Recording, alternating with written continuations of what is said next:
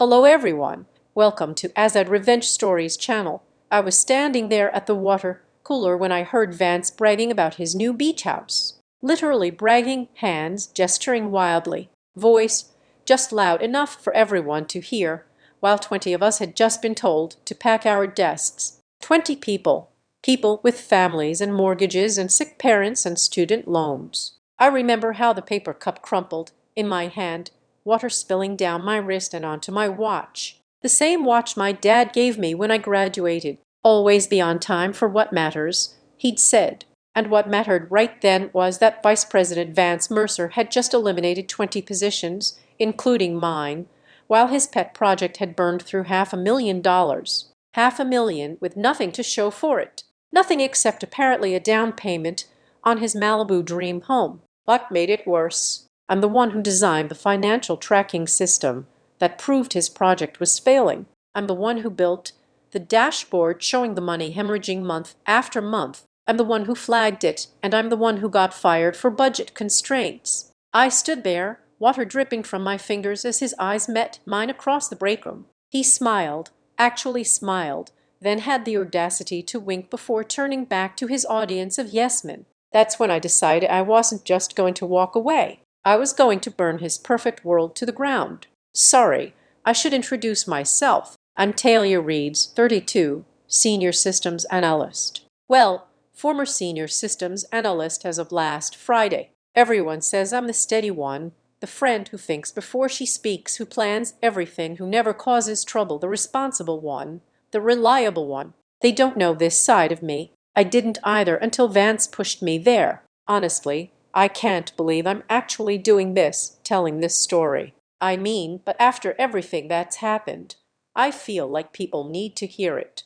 If you're watching this, wherever you are, drop a comment letting me know where you're from. I'm curious how far this story reaches. And if anything like this has happened to you, hit that like button and subscribe to our channel. Trust me, you'll want to see how this ends. I never wanted to work at that company. It was one of those mid-sized tech firms that pretended to be all about innovation and disruption, but was really just a boy club with ping-pong tables and kombucha on tap. I took the job because the pay was good and my mom's medical bills weren't paying themselves. From day one, Vance had his eye on me, not in a sexual harassment way. That would have been too obvious, too actionable. This was subtler. He'd call on me in meetings to explain my analysis, then interrupt halfway through. He'd take my ideas, repackage them, and present them as his own. Classic stuff, really. Death by 1,000 paper cuts. But I needed the job, so I smiled through it,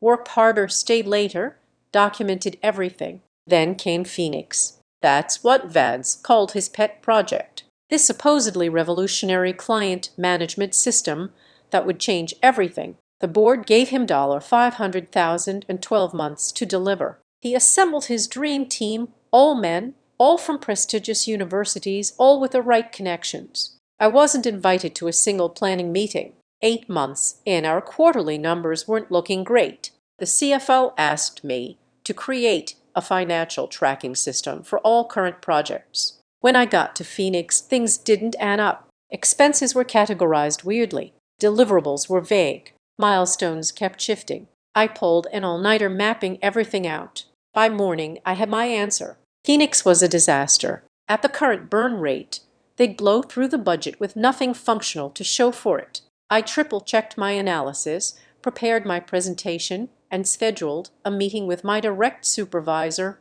Lorelei. She listened carefully, looked at my charts and sighed. This is concerning, Taylor. Really concerning. I'll take it to Vance. 2 days later, she came to my desk, face pale. Vance says, your analysis is flawed. He says, you don't understand the complexities of Phoenix. Did you show him my dashboard?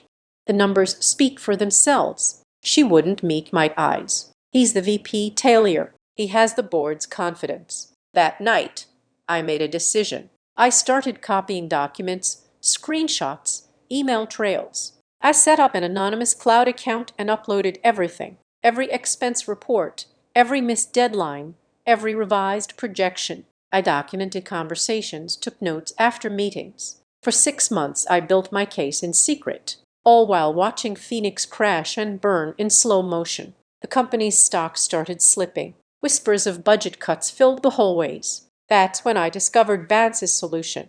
Cut 20 positions from departments unrelated to Phoenix, claim it was part of a strategic restructuring, and use the freed-up salary budget to cover Phoenix's overruns. My position was on that list. So were 19 others, mostly women, mostly people of color, mostly those who didn't play golf with Vance on Sundays. The announcement arrived on a Friday afternoon. At 3:00, a company-wide email dropped into everyone's inbox, and cold. Then came the individual meetings with human resources. Mine was set for 4:15. I sat across from Heather from HR. She didn't say much, couldn't even meet my eyes. Instead, she slid the severance package across the table with both hands like it weighed more than it should have. 2 weeks' pay for every year of service, she said quietly, and a non-disclosure agreement. We'll need you to sign before receiving any benefits. I scanned the NDA. It was comprehensive. I couldn't discuss the terms of my separation.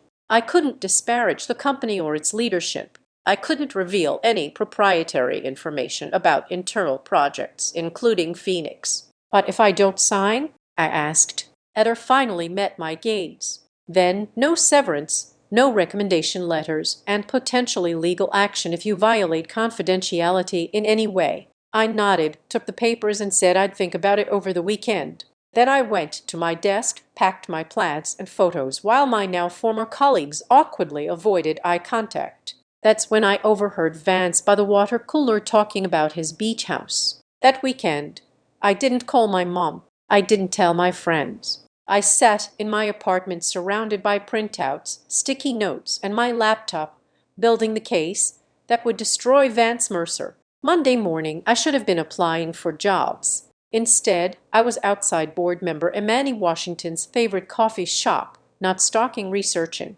I knew from company events that she arrived every morning at 7:30 for her almond milk latte. I knew she sat at the corner table and spent 30 minutes reviewing her day before heading to her first meeting. I knew she was the only board member who had ever questioned Vance's methods. I ordered the same drink and approached her table, Miss Washington and Talia Reeves. Until Friday, I was senior systems analyst at the company. She looked up confused but not dismissive. You were part of the layoffs. Yes. May I sit for just 2 minutes? Then I'll never bother you again. She gestured to the chair opposite her. I placed a sealed envelope on the table. Inside is a USB drive with documented evidence that Phoenix has burned through its entire budget with no viable product. There's also evidence that Vance Mercer deliberately misled the board about its progress and used the recent layoffs to cover the financial shortfall. Her expression didn't change, but her hands stopped halfway to her cup. I haven't signed the NDA, I continued. I'm not asking for my job back. I'm not asking for anything except that you look at the evidence. What you do with it afterward is your decision. She studied my face. Why are you doing this? MS. Reeves. I thought about the 19 other people who'd lost their jobs. About Daria in accounting, who was pregnant with her first child. About Marcus in customer support, who was putting his brother through college. Because it's right, I said simply, and because someone like Vance Mercer shouldn't get to fail upward while the rest of us fall. I stood up to leave. She didn't touch the envelope. MS. Reeves, she called as I reached the door. I can't promise anything. I know, but now you can't say you didn't know either. I spent the next week in a strange limbo, applying for jobs during the day, obsessively checking my email at night. No word from Imani Washington, no unusual activity on the company's social media, nothing. Then Wednesday night, my phone rang. Unknown number. Hello, MS. Reeves. Imani Washington's voice was clipped. Professional. There's a board meeting tomorrow at 10:00 a.m. Your presence is requested. My heart slammed against my ribs. In what capacity? As a witness. The information you provided has raised significant concerns. We'd like you to walk the board through your findings. I gripped the phone tighter. Will Vance Mercer be there? A pause. Yes. All senior leadership will be present. This was it. The moment I'd either been waiting for or the elaborate setup for my complete professional destruction. It could go either way. I'll be there, I said. I didn't sleep that night. I rehearsed my presentation, anticipated every possible question and objection. By morning, my eyes were red-rimmed but clear. I put on my sharpest suit, charcoal gray with a subtle pinstripe, and my dad's watch. Always be on time for what matters. The security guard did a double take when I walked into the lobby. MS. Reeves, I thought you. I have a meeting with the board, I said, surprised by the steadiness in my voice. He checked his list, then nodded. 14th floor. They are expecting you. The elevator ride felt eternal. With each floor, I questioned myself. Was I doing this for justice or revenge? For the others who lost their jobs or for my wounded pride? Did it matter if the outcome was the same? The doors opened to reveal Emmy Washington waiting for me. They're assembled, she said without preamble. You'll have 15 minutes to present. Then they'll ask questions. Vance has been told this is a project review. I nodded, clutching my portfolio. Has he seen the evidence? Not yet. Her expression was unreadable. That's your job. She led me into the boardroom, all glass and mahogany and quiet power. 12 people sat around the table, including Vance. He froze mid-sentence when he saw me, confusion quickly morphing into something harder. What is this? He asked, looking at the chairperson. Not me. As if I wasn't worth addressing directly. M. Reeves has some information about Project Phoenix the board needs to hear, Imani said, gesturing for me to take the empty seat at the presentation end of the table. I connected my laptop to the display system, acutely aware of Vance's eyes boring into me. The room fell silent as my opening slide appeared. Project Phoenix, Financial Analysis and Timeline. Thank you for this opportunity. I began, my voice finding its strength. I've been asked to present my findings regarding Project Phoenix's budget allocation, expenditures, and deliverables over the past 12 months. I clicked to the next slide. A simple graph showing the projected budget versus actual spend with a glaring gap between promised deliverables and reality. As you can see, Phoenix has exceeded its budget by 32% while achieving only 15% of its stated goals. Vance shifted in his seat. This is absurd. Where are you getting these numbers? I met his gaze directly from the company's own financial system, Mr. Mercer. The same system I designed at your request. For the next 12 minutes, I laid out everything. The missing funds, the falsified progress reports, the diverted resources. With each slide, the atmosphere in the room grew heavier. Then I reached the final section. In March, when it became clear that Phoenix would not meet its goals within budget, alternative funding was sought. This came in the form of department cuts. I displayed the list of eliminated positions alongside their salaries, then overlaid it with Phoenix's budget shortfall. The numbers matched almost exactly. 20 people lost their jobs, not because of company-wide financial necessity, but to cover the failure of a single project. The chairperson leaned forward. These are serious allegations, Miss Reeves. Do you have documentation to support all of this? I nodded and distributed folders to each board member. Everything is sourced from internal systems, emails, and meeting notes. I've included the original files and their locations on the company's servers for verification. Vance's face had gone from red to white. This is a vindictive attack from a disgruntled ex-employee. She's violating her NDA. I never signed it, I interrupted calmly, and every document here was obtained while I was still employed as part of my official duties tracking project finances. The board members were flipping through the folders, expressions grim. The CFO looked physically ill. MS. Reeves, the chairperson said after a long silence, would you please wait outside while we discussed this matter? I gathered my things and walked out, legs somehow supporting me despite feeling like water. In the anteroom, I sank into a chair and finally allowed myself to tremble. 45 minutes passed before the door opened again. Imani Washington gestured for me to return. The room had transformed. Vance was no longer seated at the table, but standing against the wall, his attorney beside him. Several board members wouldn't look at me. The chairperson cleared his throat. Miss Reeves, the board has reviewed your evidence and finds it compelling. We are initiating a formal investigation into Project Phoenix and the recent restructuring decisions." I nodded, waiting for more. "Mr. Mercer has been placed on administrative leave pending the outcome of this investigation. He hesitated, we owe you our gratitude for bringing this to our attention." Vance made a choked sound. His attorney whispered something to him. "What about the people who lost their jobs?"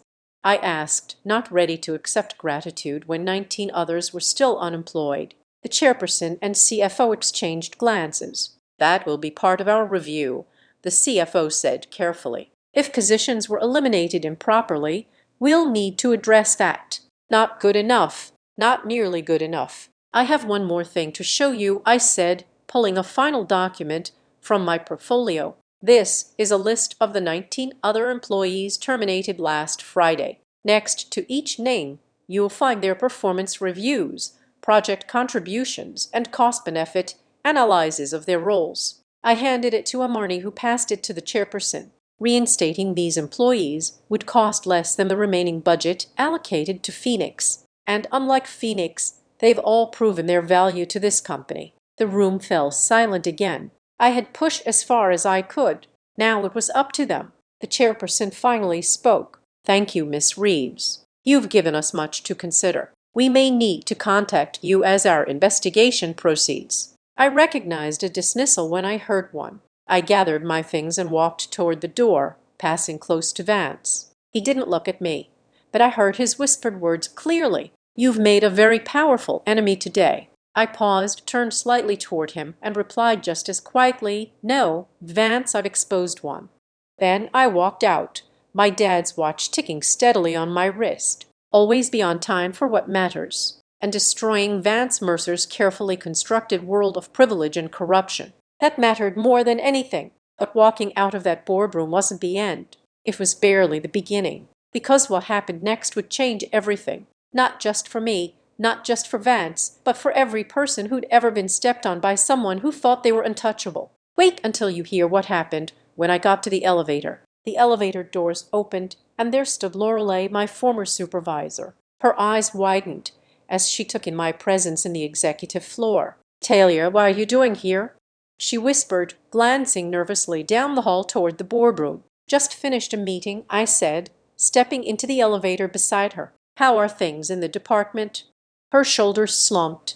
"Terrible. Everyone's scared. Productivity's crashed. Nobody knows who's next." The doors closed, sealing us in together. She turned to me, really looking at me for the first time. "You did something, didn't you?" I just saw Vance's assistant rushing in with his attorney. I kept my face neutral. I showed the board the truth about Phoenix and the layoffs. She grabbed my arm, her fingers digging in. "Talia, do you have any idea what you've done? Vance has friends everywhere. Board members, executives at other companies, investors. He's been in this industry for 20 years. You've been in it for what, 5? He'll destroy you." I gently removed her hand. "Maybe, but right now he has bigger problems." When I got home, the adrenaline crash hit me hard. I kicked off my heels, collapsed onto my couch, and stared at the ceiling, replaying every moment of that meeting. Had I done enough? Too much. Would those 19 people get their jobs back? Would Vance somehow twist this around? Make me the villain? My phone buzzed with a text from an unknown number. This isn't over. No name, no context needed. My stomach clenched, but I deleted it without responding. I wouldn't give him the satisfaction. That night, my LinkedIn profile was flooded with profile views from executives at companies throughout the industry. My email filled with messages from former colleagues, some supportive, others accusing me of destroying company morale for my own vendetta. By morning, I discovered I'd been locked out of my industry networking groups. 3 job interviews I had scheduled suddenly canceled. My professional reference from my previous job before that company called to awkwardly explain he couldn't in good conscience recommend me anymore. Vance was making good on his threat faster than I'd anticipated. His reach was longer than I realized. I called Amani Washington. No answer. I emailed her. No response. I tried the company HR department about my final paycheck. My messages went unanswered. 3 days after the board meeting, I received a certified letter. Inside was a lawsuit naming me as defendant in a case alleging corporate espionage, theft of proprietary information, and defamation. The plaintiff, Vance Mercer, personally, not the company. The amount he was suing me for, $3 million. I sat on my bathroom floor, letter clutched in my shaking hands, and finally let myself cry. He was going to win. Even if the lawsuit was baseless, even if it eventually got thrown out, the legal fees alone would bankrupt me. My savings would last maybe 2 months without income. My mother's medical bills kept coming. And now I was apparently unhireable. I had sacrificed everything to do the right thing, and Vance was still going to walk away unscathed. Worse, he was going to crush me in the process. That night, my doorbell rang. When I checked the peephole, I saw Daria from accounting, one of the 19 who'd been laid off, standing there with a pizza box. I opened the door confused. "Daria, you look terrible," she said, pushing past me into my apartment. "When's the last time you ate something?" I couldn't remember. She set the pizza down on my coffee table and turned to face me. "I heard what you did. We all did." My chest tightened. "I'm sorry it didn't work. He's counterattacking, and I don't think stop." She interrupted. "You stood up when nobody else would. That matters." She pulled out her phone and showed me a group chat with 18 other people, all the laid-off employees. The screen filled with message after message of support, determination, and strategy. "We're not letting you fight this alone," Daria said. "Marcus' sister is a lawyer. Aiden's roommate is a journalist. Prior has connections at 3 competing firms. We've all been documenting our experiences with Vance for years." I stared at her uncomprehending. "But he's suing me for millions. He's blackballing me in the industry. He's a bully who's never been challenged," she finished. "And bullies don't know what to do when their targets join forces." That night changed everything. We transformed my living room into headquarters for what we jokingly called Operation Phoenix Rising. 19 people with nothing left to lose, plus me. 20 careers Vance had damaged or destroyed. 20 people with unique skills, networks, and knowledge, and one common enemy. Marcus' sister, Sora, the lawyer, reviewed the lawsuit and found critical weaknesses. "He's claiming you stole proprietary information, but everything you gathered was part of your job duties. He's claiming defamation, but truth is an absolute defense. He's filed this as a personal lawsuit, not a corporate one, which means he can't even argue you violated company confidentiality." "So I'll win?" I asked hopefully. She grimaced. "Eventually, maybe. But he knows you can't afford a lengthy legal battle. This isn't about winning for him. It's about draining you until you break." "Then we changed the battlefield," said Aiden, who'd worked in strategic communications. "Vance filed this as a personal lawsuit, which means the company isn't officially involved. Their legal team isn't protecting him. That's a mistake." We all looked at him. Corporations hate bad publicity. They hate it more than they hate losing money, because bad publicity makes them lose more money long term. Right now, they are conducting an internal investigation, probably hoping to handle this quietly. "So we don't let them," I said slowly, understanding Dorning. "Exactly," Daria agreed. "But we need to be smart about it. Strategic. If we just start making noise, we look like disgruntled ex-employees." Prior, who'd been in product development, leaned forward. "We need to flip the narrative. Right now, it's angry laid-off workers versus successful executive. We need to make it whistleblower exposes corruption, faces retaliation." For 2 weeks, we gathered more evidence, built our case stronger, made connections. I continued receiving threatening texts. My car was keyed. Someone tried to hack my email. Vance was escalating, growing desperate. Then came our first victory. Sora filed a counter-suit alleging retaliation against a whistleblower backed by documentation of the canceled job interviews and mysterious professional blacklisting. The judge granted a temporary restraining order preventing Vance from contacting me or interfering with my employment prospects. The same day, Aiden's roommate published the first article about the situation in a respected industry blog. The headline: "Whistleblower faces multi-million-dollar lawsuit after exposing mismanaged project that led to layoffs." The article didn't name names or companies, careful to avoid any legal issues, but included enough details that industry insiders would recognize the players. It ended with a pointed question. In an era when tech companies claim to value transparency and accountability, what message does it send when those who provide that transparency face personal ruin? The piece went viral within industry circles. 2 days later, a larger tech publication picked it up, adding new details and quotes from anonymous sources familiar with the situation. Vance's attorney sent me a settlement offer. If I signed an NDA, admitted wrongdoing, and issued a public apology, he dropped the lawsuit. I forwarded it to Zorer with a one-word response. No. That weekend, I received another unexpected visitor. A man in Washington stood at my door, looking nothing like the poised board member I'd met with. She seemed tired, conflicted. "May I come in?" she asked. I hesitated, then stepped aside. "The internal investigation confirmed everything you presented," she said without preamble. "The board voted yesterday. Vance has been terminated." Relief flooded through me, quickly followed by suspicion. "Why are you telling me this in person? And why now?" After ignoring my calls for weeks,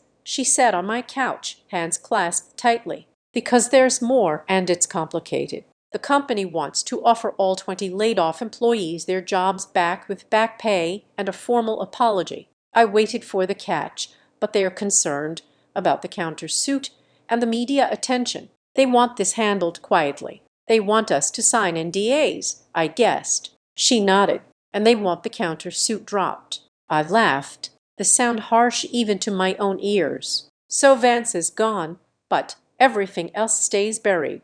The corruption, the mismanagement, the way he targeted specific people for layoffs, all swept under the rug so the company's stock doesn't take a hit. It's a generous offer, Taylor. It's not about money." I stood up suddenly angry. "It's about accountability. 20 people had their lives upended. I'm being sued for $3 million and blackballed from my industry. And the company wants to throw some cash at the problem and pretend it never happened." Imani looked at me for a long moment. "What do you want, Ben?" That was the question, wasn't it? What did I actually want? Justice. Yes. Accountability. Absolutely. But something else to insurance, that this couldn't happen again to anyone. "I want structural change," I said finally. "I want the company to implement new project oversight protocols so no executive can hide failures behind layoffs again. I want an external audit of all executive projects from the past 3 years. I want diverse hiring panels and transparent promotion criteria."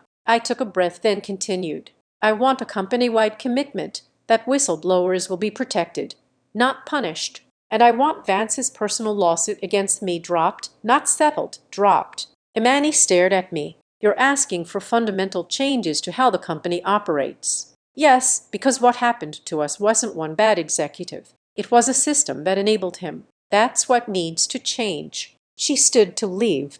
"I'll present your counter-offer to the board, but I wouldn't get your hopes up." 3 days later, she called. The board had agreed to most of my terms with modifications and a timeline for implementation. They also pressured Vance to drop his personal lawsuit against me. In exchange, we would accept our old jobs back if we wanted them, sign very limited NDAs covering only specific financial details, and drop the countersuit. I convened our group in my living room. 20 people, 20 votes. "I don't trust them," Marcus said immediately. "They are only doing this because we forced their hand."